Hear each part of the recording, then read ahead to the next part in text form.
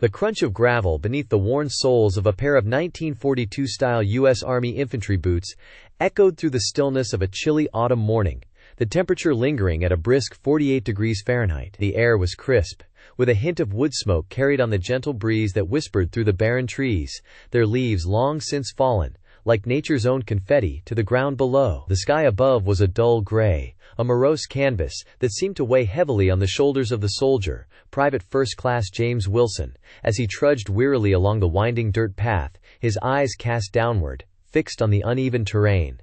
To his left, the towering silhouette of a B-17 Flying Fortress loomed, its four Pratt & Whitney R-1830 radial engines standing like sentinels, their propellers motionless, as if frozen in time.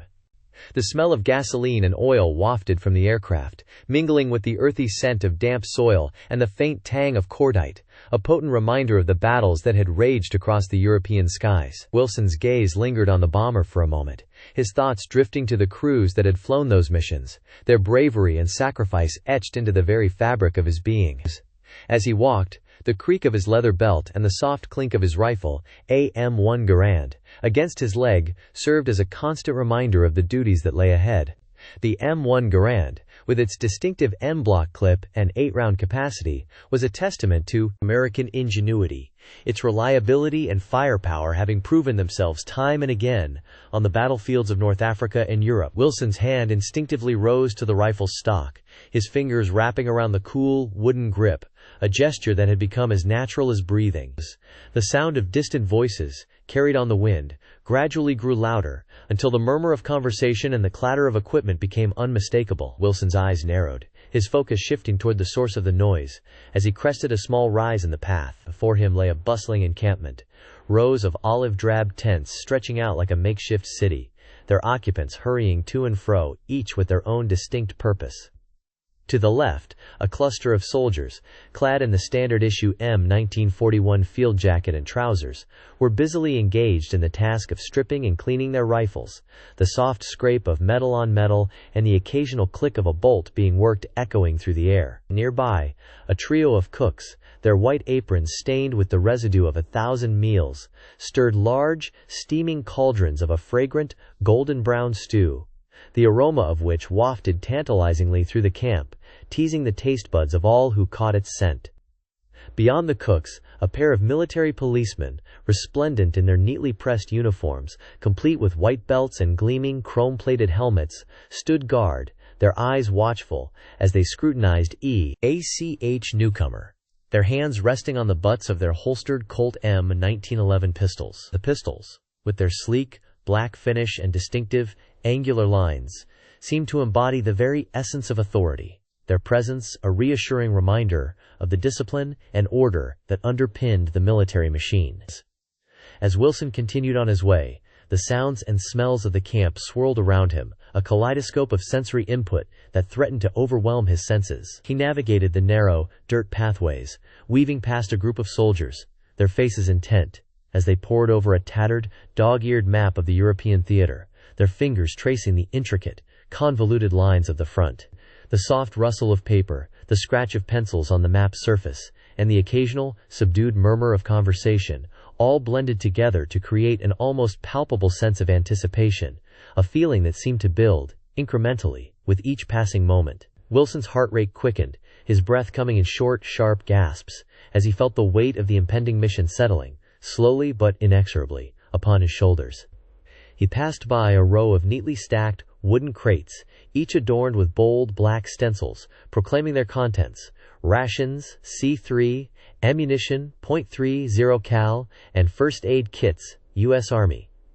The crates, with their rough, weathered surfaces and sturdy, rope handles, seemed to embody the sheer, practical solidity of the military's logistical efforts, a testament to the countless, unseen hours of planning and preparation that underpinned each and every operation. As he turned a corner, the imposing gray shape of a M4 Sherman tank loomed before him, its 75mm gun, a long, sleek, and deadly tube-like protuberance, seemed to stretch out, like a metallic, accusatory finger, as if pointing the way toward the battlefields that lay ahead. The tank's hull, A maze of flat, interlocking plates was adorned with the faint telltale scars of combat, a topological map of the vehicle's own, unique history etched into its very surface. Wilson's eyes lingered on the tank, his thoughts drifting to the crews that would soon be climbing aboard, their faces set, determined, as they prepared to face the fury of the enemy's defenses. The sound of his name, carried on the voice of a nearby sergeant, cut through the din of the camp, a sudden, jarring interruption to Wilson's train of thought. "Wilson, over here!" the sergeant bellowed, his voice like a crack of thunder.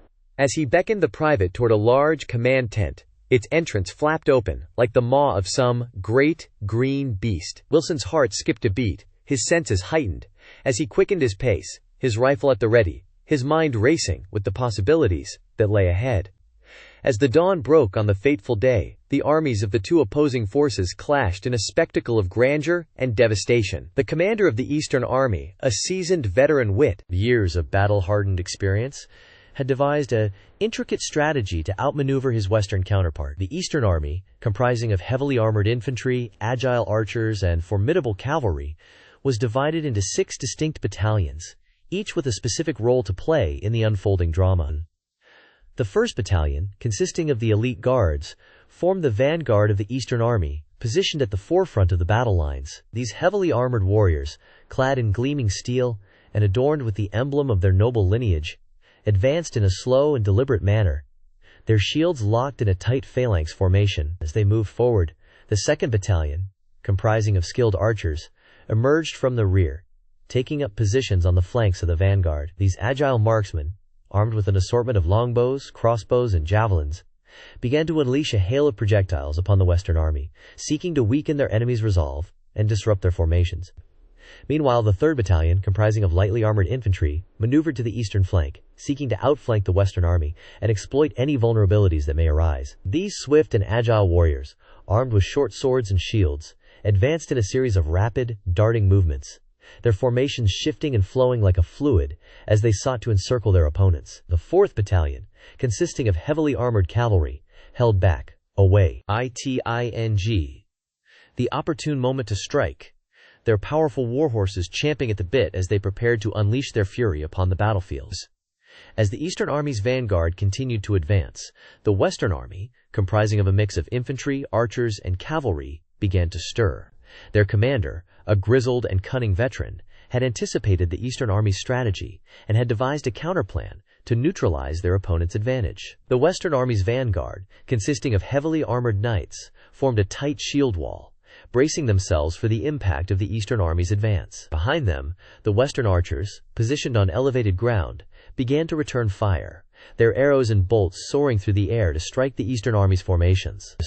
The Western Army's cavalry, comprising of lightly armored horsemen, maneuvered to the western flank, seeking to outflank the Eastern Army and attack them from the rear. These swift and agile horsemen, armed with lances and bows, advanced in a series of rapid, sweeping movements, their formations shifting and flowing like a fluid as they sought to encircle their opponents. As the battle raged on, the Eastern Army's 5th Battalion, comprising of siege engineers, emerged from the rear, tasked with breaching the Western Army's defenses and creating a weakness that could be exploited by the other battalions. The siege engineers, armed with an assortment of catapults, ballistae, and other siege engines, begged Fumarion to bombard the Western Army's positions, seeking to weaken their defenses and create breaches in their lines. The Eastern Army's 6th and final battalion, consisting of reserve troops, held back, awaiting the opportune moment to strike, their formations poised and ready to be committed to the fray at a moment's notice. As the battle reached its crescendo, the Eastern Army's commander, perched atop a nearby hill, surveyed the unfolding drama, his eyes scanning the battlefield as he sought to identify the weak points in the Western Army's defenses. The Eastern Army's vanguard, having advanced to within striking distance of the Western Army's lines, began to prepare for the final assault. The heavily armored warriors, their shields locked and their swords at the ready, charged forward with a thunderous roar, seeking to shatter the Western Army's defenses and claim victory. The Western Army, however, stood firm, their shield wall holding strong against the Eastern Army's onslaught. The battle raged on, the two armies clashed in a frenzy of steel and blood, each side seeking to outmaneuver and outfight the other. As the day wore on, the Eastern Army's flanking maneuver began to bear fruit, the lightly armored infantry and cavalry exploiting the weaknesses in the Western Army's defenses and striking at their vulnerable flanks. The Western Army, however, refused to yield, their commander rallying his troops and urging them to hold firm against the Eastern Army's relentless carry-ons. The battle continued. The two armies locked in a struggle that would determine the fate of the war, each side seeking to outlast and outmaneuver the other in a conflict that would be remembered for generations to come. The Eastern Army's siege engineers, meanwhile, continued to bombard the Western Army's positions, seeking to weaken their defenses and create breaches in their lines. The Western Army's archers, however, returned fire, their arrows and bolts striking the Eastern Army's siege engines and seeking to silence their deadly bombardment. The Eastern Army's cavalry, comprising of heavily armored knights, charged forward, seeking to break through the Western Army's lines and claim victory. The Western Army's cavalry, however, stood firm, their lances and bows at the ready, as they prepared to meet the Eastern Army's onslaught. As the battle raged on, the Eastern Army's commander began to commit his reserve troops to the fray, the 6th Battalion advancing to support the other battalions and strike the final blow. The Western Army, however, refused to yield, their commander rallying his troops and urging them to hold firm against the Eastern Army's relentless onslaught. The battle continued. The two armies clashed in a frenzy of steel and blood, each side seeking to outmaneuver and outfight the other in a conflict that would determine the fate of the war. The Eastern Army's tactics, devised by their seasoned commander, had been designed to outmaneuver and out-flank the Western Army, exploiting their weaknesses and striking at their vulnerable points. The Western Army, however, had anticipated this strategy and had devised a counterplan to neutralize the Eastern Army's advantage. The battle, as a result, had become a complex and intricate dance, each side seeking to outmaneuver and outfight the other in a conflict that would be remembered for generations to come. As the day wore on, the Eastern Army's flanking maneuver began to bear fruit, the lightly armored infantry and cavalry exploiting the weaknesses in the Western Army's defenses and striking at their vulnerable flanks. The Western Army, however, refused to yield, their commander rallying his troops and urging them to hold firm against the Eastern Army's relentless onslaught. The battle continued. The two armies locked in a struggle that would determine the fate of the war, each side seeking to outlast and outmaneuver the other in a conflict that would be etched into the annals of history.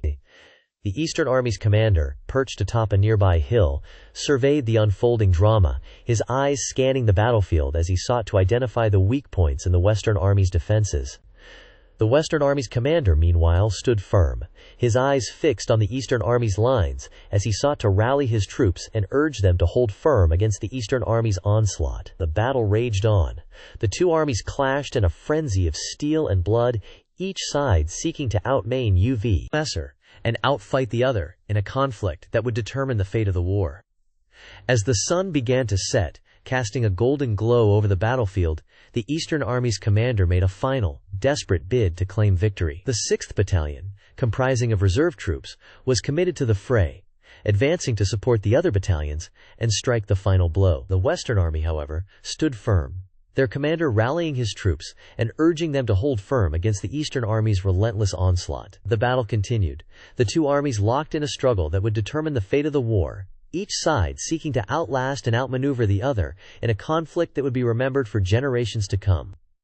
As the Allied forces pressed onward, the cacophony of war erupted around them. The staccato bursts of machine gun fire, the thunderous boom of artillery, and the screams of the wounded created a maelstrom of chaos that threatened to consume them all. The M4 Sherman tanks, with their 75mm M3L40 guns, churned forward, their treads screeching in protest as they navigated the treacherous terrain. The tank commanders, peering out from their open hatches, scanned the horizon for any sign of the enemy, their eyes narrowed against the glare of the sun.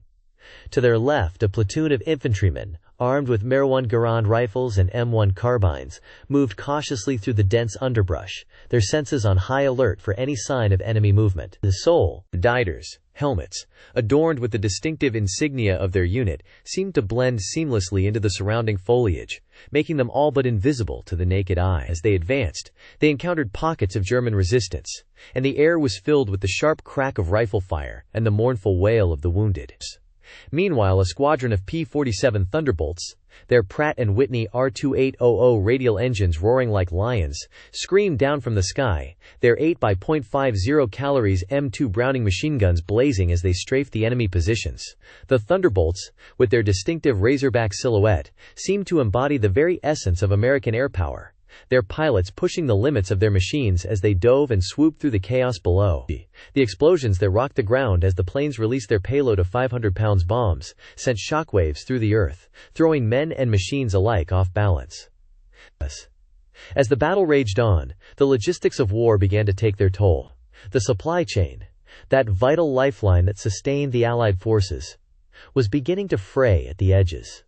Ammunition and fuel, those most precious of commodities, were in short supply, and the quartermasters were working around the clock to replenish the stocks. The truck drivers, those unsung heroes of the war effort, were driving day and night, their vehicles laden with the necessities of war, as they navigated the treacherous roads and byways of the battlefield. In the midst of this chaos, a lone M26 Pershing tank, its 90mm M3 gun at the ready, moved cautiously through the wreckage-strewn streets of a bombed-out town. The tank's commander, a grizzled veteran of the North African campaign, peered out from his hatch, his eyes scanning the horizon for any sign of the enemy. The Pershing, with its sleek, streamlined design, seemed to embody the very essence of American armored doctrine, its combination of firepower and mobility, making it a formidable opponent on the battlefield. As the tank moved forward, it encountered a group of German Panzer Grenadiers, their FG-42 rifles at the ready. The Grenadiers, with their distinctive helmets and camouflage smocks, seemed to blend seamlessly into the surrounding environment, making them all but invisible to the naked eye. The tank commander, his senses on high alert, spotted the Grenadiers and gave the order to fire. The M3 gun roared to life, its 90mm shell screaming downrange as it struck the Grenadiers with devastating force. The explosion that followed was immense, sending shrapnel flying in all directions as the Grenadiers were torn apart by the blast. The tank commander, his ears ringing from the explosion, gave the order to move forward, the Pershing's tracks screeching in protest as it navigated the rubble-strewn streets. As the tank moved onward, it encountered more and more pockets of enemy resistance, each one more determined than the last to hold their ground against the Allied onslaught. The battle was a kaleidoscope of color and sound, a never-ending tapestry of chaos and destruction that seemed to have no end. The smell of smoke and sweat hung heavy in the air, mingling with the acrid tang of cordite and the sweet, sickly scent of blood. The men, their faces blackened with grime and exhaustion, fought on, driven by a mixture of adrenaline and sheer, unadulterated fury. As the day wore on, the Allies began to gain the upper hand, their superior firepower and numbers telling as the enemy lines began to waver and break. The Germans, their defenses stretched to the breaking point, were beginning to fall back, their movements becoming more and more disorganized as the Allies pressed their advantage. The P-47 Thunderbolts, those tireless workhorses of the air war, continued to pound the enemy positions, their machine guns blazing as they strafed the retreating Germans. In the midst of this chaos, a group of Allied soldiers, their faces set with determination, moved forward, their rifles at the ready. They were the vanguard of the Allied advance, the tip of the spear that would ultimately shatter the enemy lines and bring the war to a close. As they moved onward, they encountered more and more signs of enemy resistance, each one a reminder that the war was far from over. The sound of gunfire and explosions echoed through the air, a constant reminder of the dangers that lay ahead. The soldiers, their senses on high alert, moved cautiously through the wreckage-strewn landscape, their eyes scanning the horizon for any sign of the enemy. They were a team, a well-oiled machine that had been honed to perfection through months of training and combat. Each man knew his role, and they worked together with a precision that was almost choreographed. As they moved forward, they encountered a group of German soldiers, their rifles raised in surrender. The Allied soldiers, their faces set with a mixture of relief and suspicion, moved forward, their rifles at the ready. They had seen it before, the enemy's tendency to surrender and then turn on their captors at the first opportunity. But as they approached the Germans, they saw the defeat in their eyes, the knowledge that the war was lost and that they were beaten. The Allies took the Germans prisoner, their hands raised in surrender as they were led away from the battlefield. As the day drew to a close, the Allies had gained a significant advantage, their lines pushing deep into enemy territory. The Germans, their defenses breached and their army in disarray, were reeling from the blows that had been struck against them. The stage was set for a final, decisive showdown, one that would determine the outcome of the war and the fate of Europe. The Allies, their momentum building, were poised to deliver the final blow, to shatter the enemy lines and bring the war to a close. But the Germans, their backs against the wall, were not yet ready to surrender, and the battle would rage on, a testament to the enduring power of the human spirit. As the sun dipped below the horizon, casting a bloody orange glow over the ravaged landscape, the battle reached its fever pitch. The air was electric with tension, the very atmosphere thick with the stench of smoke, sweat, and blood. The cries of the wounded and the dying filled the air, a haunting cacophony that pierced the eardrums and rent the soul. Every second seemed to stretch out into an eternity, as if time itself was being warped and distorted by the sheer intensity of the conflict.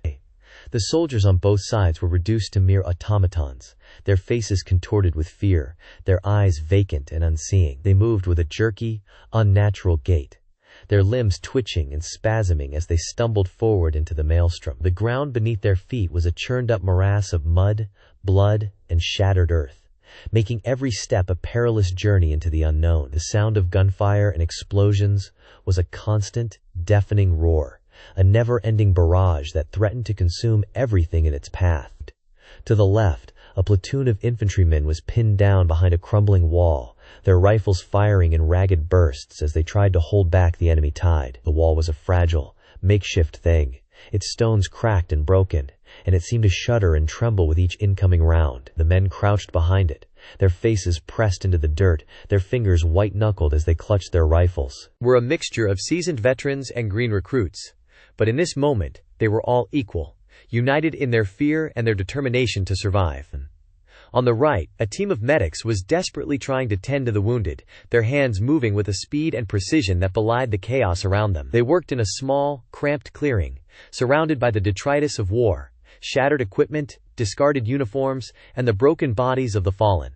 The medics themselves were covered in blood and grime, their faces drawn and exhausted, but they worked on, driven by a fierce dedication to their craft. They were the only ones who seemed to be moving with a sense of purpose, their actions a beacon of hope in a world gone mad. In the center, the commander stood tall, his eyes fixed intently on the enemy lines as he bellowed orders into the radio. His voice was hoarse and cracked, his throat parched and dry, but he kept shouting, kept pushing his men forward, even as the odds seemed to grow more and more insurmountable. He was a towering figure, his presence seeming to draw the eye like a magnet, and his men responded to him, their movements becoming more coordinated and focused as they rallied around their leader. The enemy, too, was beginning to stir, their own commander pushing them forward with a series of fierce, exhortatory cries. The two forces were now barely 100 yards apart. The space between them, a killing zone, a no-man's land of shattered earth. Twisted metal. The air was thick with the smell of cordite and ozone, the very atmosphere seeming to vibrate with tension as the two sides faced off. It was a moment of perfect, crystalline clarity, a moment when the entire outcome of the battle seemed to hang in the balance. And then, in an instant, the world exploded. A shell screamed in, its roar growing louder and louder until it seemed to fill the entire universe. The ground shook and trembled, the earth seeming to split apart as the shell detonated with a deafening crash. The blast wave ripped through the clearing, sending men flying, their bodies torn and broken as they were hurled through the air. The sound was a living thing, a monstrous, screaming creature that wrapped itself around the eardrums and squeezed tight. When the dust finally began to settle, the battlefield was a scene of utter devastation. Bodies lay strewn across the ground, their limbs twisted and broken, their faces frozen in death. The wall behind which the infantrymen had taken cover was now nothing more than a pile of rubble, the stones scattered and broken. The medics were still working, their movements swift and precise as they tended to the wounded. But their task seemed almost hopeless, the sheer scale of the carnage threatening to overwhelm them. The commander stood tall, his eyes scanning the horizon as he took stock of the situation. His face was grim and set, his jaw clenched in determination. He knew that the battle was far from over, or that the enemy was still out there, waiting to strike. But he also knew that his men were beginning to tire, their bodies worn down by the endless fighting. He needed to come up with a new plan, and fast, or risk losing everything they had gained. As he pondered his next move, a messenger stumbled into the clearing, his face white and shaken. He saluted the commander, his eyes wide with fear, and handed him a sheet of paper. The commander took it, his eyes scanning the message, and then his face set in a fierce, determined expression. He turned to his men, his voice ringing out across the clearing, and began to issue new orders, his words a call to action, a rallying cry in the face of overwhelming odds. Lokines. The men responded, their faces set, their eyes burning with determination. They knew that the battle was far from over, that the enemy was still out there, waiting to strike. But they also knew that they had come too far to turn back now, that they had to see this through to the end. They moved forward, their rifles at the ready, their hearts pounding in their chests. The outcome of the battle was still far from certain, but one thing was clear: only one side could emerge victorious. The question was, which one would it be? The next few minutes would be crucial, as the two sides clashed in a frenzy of gunfire and explosions. The air would be thick with the smell of smoke and blood, the ground shaking beneath their feet. The soldiers would be reduced to mere automatons, their movements driven by instinct and training. It would be a battle to the death, with no quarter asked or given. The commander's plan was to outflank the enemy, to catch them off guard and strike at their weak point. But the enemy was not going to go down without a fight, and they would stop at nothing to emerge victorious. As the two sides clashed, the sound of gunfire and explosions would grow louder, the earth shaking beneath their feet. The battle would be a chaotic, confused mess, with men screaming and shouting, their rifles firing wildly. The commander would be in the thick of it, his eyes fixed intently on the enemy lines as he directed his men. He would be a towering figure, his presence seeming to draw the eye like a magnet. And his men would respond to him, their movements becoming more coordinated and focused as they rallied around their leader. But despite their bravery, the outcome of the battle was still far from certain. The enemy was strong, their defenses well entrenched, and they would not give up easily. The commander's plan was a good one, but it was not without its risks, and there was always a chance that it could go horribly wrong. The next few minutes would be crucial, as the two sides clashed in a frenzy of gunfire and explosions. The air would be thick with the smell of smoke and blood, the ground shaking beneath their feet. It would be a battle to the death, with no quarter asked or given.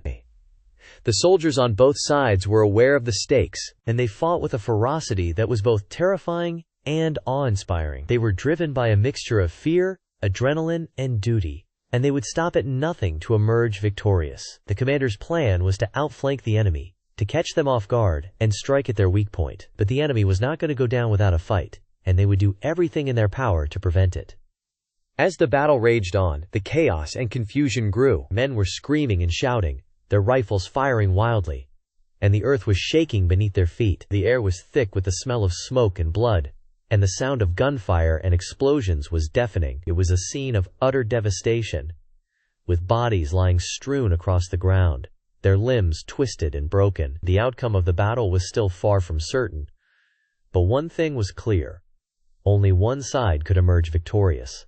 The question was, which one would it be? The commander's plan was to keep pushing forward, to keep the enemy off balance, and prevent them from regrouping. He knew that if they could just keep the momentum going, they might be able to break through the enemy lines and emerge victorious. But it was a risky plan, and there was always a chance that it could go horribly wrong. The enemy was strong, their defenses well entrenched, and they would not give up easily. As the battle raged on, the commander's men began to tire. They had been fighting for hours, and they were starting to feel the strain. Their bodies were worn down, their muscles aching, and their minds were foggy with exhaustion. But they knew that they couldn't give up now. Not when they had come so far. They gritted their teeth, summoned up their last ounce of strength, and pushed forward, their rifles firing wildly as they charged into the fray. The enemy was waiting for them, their defenses strong and well entrenched. They fired back, their rifles and machine guns blazing, and the commander's men were cut down, their bodies falling to the ground. But the commander didn't falter, didn't hesitate. He kept pushing forward, his eyes fixed intently on the enemy lines, his voice ringing out across the battlefield as he directed his men. The battle was a chaotic, confused mess, with men screaming and shouting, their rifles firing wildly at them. The air was thick with the smell of smoke and blood, the ground shaking beneath their feet. It was a scene of utter devastation, with bodies lying strewn across the ground, their limbs twisted and broken. But the commander didn't see it, didn't hear it. He was focused on one thing, and one thing only: winning the battle. And then, in an instant, it was over. The enemy lines broke, their defenses crumbling, and the commander's men poured through the gap, their rifles firing triumphantly as they claimed victory. The air was thick with the smell of smoke and blood, the ground shaking beneath their feet, but the commander didn't notice. He was too busy, too caught up in the moment, as he surveyed the battlefield, his eyes taking in the sheer scale of the carnage. The battle was won, but at what cost? The ground was littered with bodies, the earth churned up and broken, the air was thick with the smell of smoke and blood, and the sound of gunfire and explosions still echoed through the air. The commander's men were exhausted, their bodies worn down, their minds foggy with exhaustion. But they had won, and that was all that mattered. As the commander stood victorious on the battlefield, he knew that the war was far from over. There would be more battles to fight, more enemies to defeat. But for now, he could rest, could take a moment to catch his breath and survey the damage. The battle was won, and that was all that mattered. The cost would be counted later. The dead and wounded tended to, the damage assessed. But for now, the commander just stood, his eyes fixed intently on the horizon, his heart still racing with the adrenaline of battle. As the dust settled, the true extent of the devastation became apparent. The once thriving city was now a smoldering ruin, its buildings reduced to rubble, its streets littered with the bodies of the dead and the dying. The air was thick with the acrid smell of smoke and ash, and the only sounds were the moans of the wounded and the crackle of flames. The first reports of casualties began to trickle in, and they were staggering. Entire units had been wiped out, their soldiers cut down by the Panistay, fearing enemy fire or buried under the rubble of collapsing buildings. The medical teams were quickly overwhelmed, struggling to cope with the sheer number of wounded soldiers who needed treatment. One of the first stories to emerge was that of Private Johnson, a young soldier who had been part of the initial assault on the city. He had been hit by shrapnel in the leg and had managed to crawl to safety, but not before seeing his entire squad cut down around him. As he lay in the makeshift hospital, his leg wrapped in a bloody bandage, he recounted the horror of what he had witnessed. "I was right behind Sergeant Thompson when he went down," Johnson said, his voice shaking with emotion. "I tried to reach him, but there were just too many bullets flying around. I had to keep moving, or I would have been next. I saw some of the other guys trying to take cover, but it was like the enemy was everywhere. They just kept coming, no matter how many we took out." Another survivor, Corporal Rodriguez, had been part of a team that had been tasked with securing a key intersection in the city. They had come under heavy fire, and Rodriguez had been forced to take cover in a nearby alleyway. From there, he had watched in horror as his teammates were picked off one by one. "I was stuck in that alleyway for what felt like hours," Rodriguez said, his eyes haunted by the memories. "I could hear the enemy moving around trying to flush me out. I knew I had to keep moving, or I would be trapped. So I made a break for it, dashing across the street to a nearby building. I didn't stop running until I was sure I was safe." As the day wore on, more and more stories like these began to emerge. Each one was a testament to the bravery and resilience of the soldiers who had fought in the battle, and each one was a reminder of the devastating cost of war. The city was a graveyard, filled with the bodies of the dead and the dying. The survivors were left to pick up the pieces, to try and make sense of the senseless carnage that had been unleashed upon them. The commanders, too, were struggling to come to terms with the scale of the disaster. They had expected a tough fight, but nothing could have prepared them for the ferocity of the enemy's resistance. As they surveyed the ruins of the city, they knew that they had underestimated the enemy's strength and determination. "We thought we had the upper hand," admitted General Smith, his voice laced with regret. "We thought we could take the city quickly and easily, but we were wrong. The enemy was stronger than we anticipated, and they fought with a ferocity that we couldn't match. We paid the price for our arrogance, and now we have to deal with the consequences." As the night wore on, the survivors huddled together, trying to stay warm and safe. They knew that the enemy was still out there, waiting to strike, and they knew that they had to be vigilant. But for now, they just tried to rest, to process the trauma they had experienced, and to mourn the loss of their comrades. The city was a tomb, a monument to the fallen soldiers who had given their lives in the battle. The survivors were left to pick up the pieces, to try and rebuild, and to wonder what the future held. Would they be able to recover from this devastating defeat, or would it mark the beginning of the end? Only time would tell.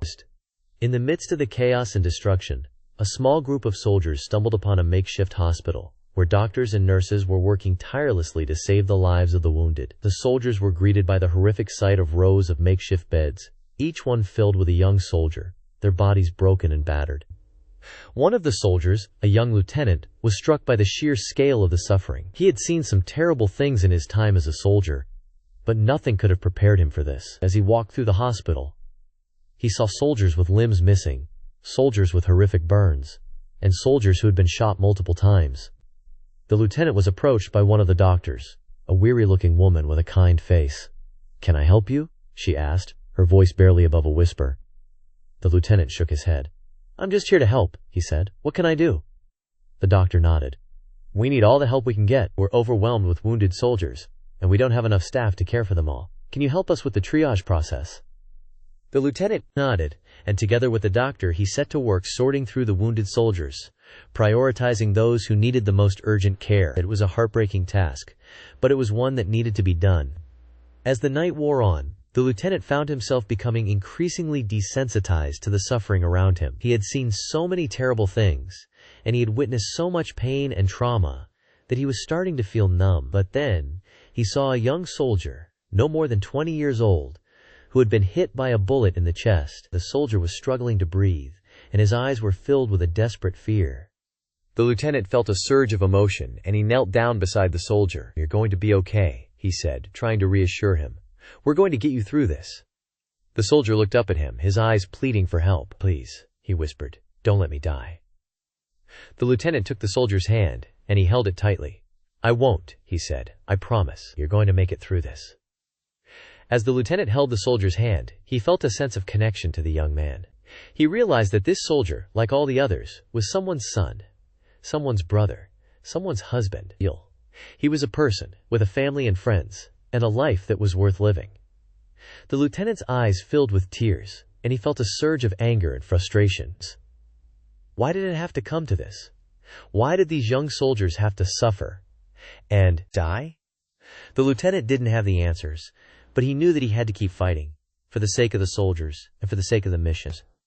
As the night wore on, the lieutenant continued to work with the medical team, doing everything he could to help the wounded soldiers. He knew that it was a long and difficult road ahead, but he was determined to see it through, no matter what the cost. The battle may have been lost, but the war was far from over.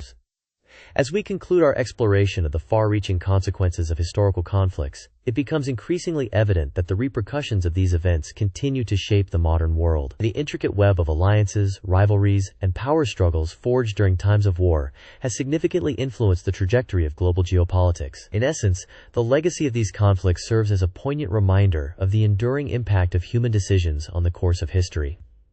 The long-term geopolitical impact of these conflicts is multifaceted and far-reaching. The redrawing of national borders, the emergence of new global powers, and the formation of international organizations all attest to the profound effects of war on the world stage. Furthermore, the socioeconomic and cultural implications of these conflicts have been just as profound, with many communities still grappling with the aftermath of historical traumas.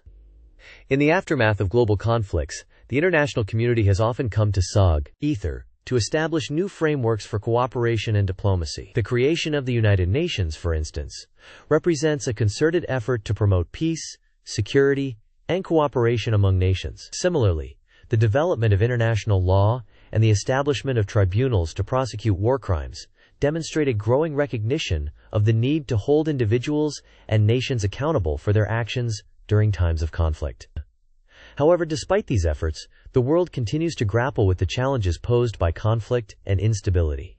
The rise of nationalism, the proliferation of weapons of mass destruction, and the ongoing struggles for self-determination and human rights all serve as reminders that the legacy of historical conflicts remains a pressing concern.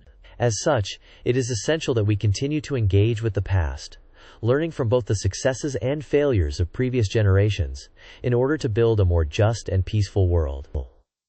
Ultimately, the study of military history serves as a powerful reminder of the complexities and nuances of human conflict. By examining the experiences of those who have come before us, we can gain a deeper understanding of the motivations, fears, and aspirations that have driven individuals and nations to take up arms. Moreover, through this study, we can develop a greater appreciation for the profound impact that war has on individuals, communities, and societies as a whole. As we reflect on the legacy of historical conflicts, we are compelled to consider the enduring questions that have shaped human experience. What is the nature of war, and how does it shape our understanding of ourselves and our place in the world? How do we balance the need for security and self-defense with the imperative to protect human life and dignity? And what role can we, as individuals and as a global community, play in promoting peace, justice, and reconciliation in a world that continues to be marked by conflict and division? In pondering these questions, we are reminded that the study of military history is not merely an exercise in nostalgia or academic curiosity, but rather a vital component of our collective effort to build a more just and peaceful world. As the ancient Greek philosopher Heraclitus once observed, "War is the father of all and the king of all, and some he has made gods and some men, some bond and some free." In this sense, our exploration of the legacy of historical conflicts serves as a powerful reminder of the enduring impact of human decisions on the course of history, and the need for continued vigilance and engagement in the pursuit of peace and justice. As we conclude this series, I invite you to subscribe to our channel, where we will continue to explore the complexities and nuances of military history, and examine the ways in which the legacy of historical conflicts continues to shape our world today. By engaging with the past and learning from the experiences of those who have come before us, we can gain a deeper understanding of the challenges and opportunities that lie ahead, and work towards building a brighter, more peaceful future for all. Thank you for joining me on this journey, and I look forward to continuing this exploration with you in the future.